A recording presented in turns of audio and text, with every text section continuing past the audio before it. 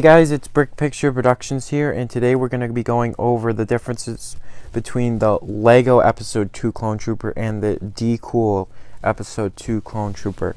Now, for those who do not know, decool is a fake Lego brand, and you will see this photo used in the listing for this here Clone Trooper. Now, obviously that photo is meant to deceive you, and so you would buy it, and it looks nothing like what you're supposed to be getting right here. So to start off with this video, let's highlight the differences between the Lego helmet and the decool helmet. So with the Lego helmet, you could see that the printing is very crisp and it's symmetrical. Everything in fact lines up to everything else that it's supposed to. But on the decool version, you will see that the printing itself is just not crisp at all. It's completely pixelated. You could actually even see the pixels on it. It's that bad. And it overprints onto areas that it shouldn't, including the top right here. We got these black markings. And the actual printing is not symmetrical at all either.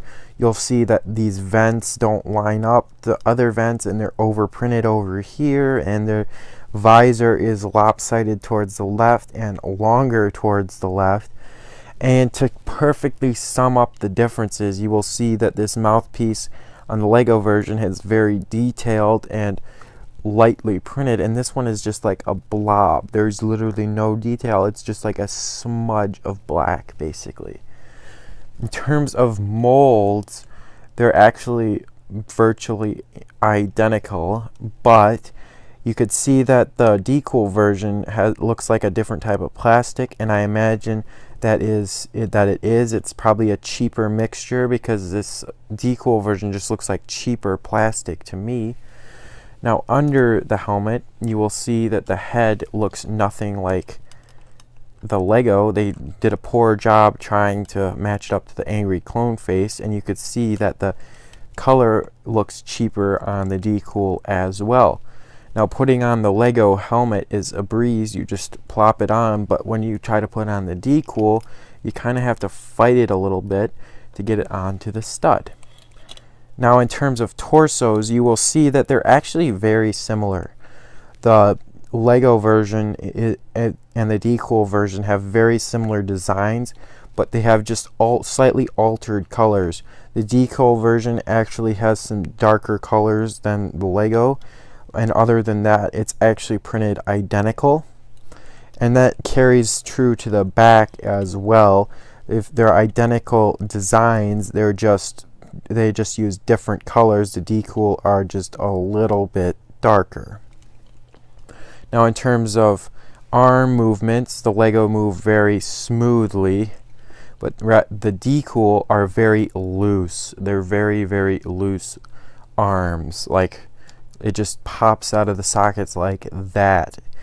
It's very poorly done. Now, in terms of legs, you'll see that the decool look a little bit lopsided, and that is because they don't quite fit on Lego bricks. You'll see that it's very, very difficult to get it onto a brick, whereas the Lego, it just goes right on very easily. And also, the actual connections between the torso and the legs are very loose. So my final thoughts on this is the decool one is just sucks. It's on all levels. There is no usable parts for Lego minifigure either. You'd say you could just use the legs or something. You can't, because they don't even fit Lego bricks. So what is the point? And the arms are just so not to specs that they just literally pop out of the actual sockets.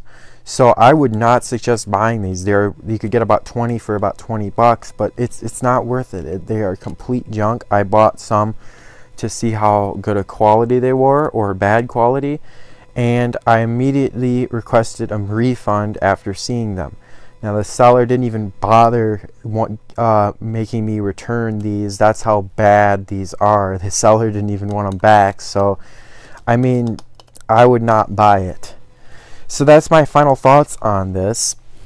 I hope you guys enjoyed this. I'm going to do a few other fake versus real series on my channel, and I hope you will enjoy it. So guys, peace out.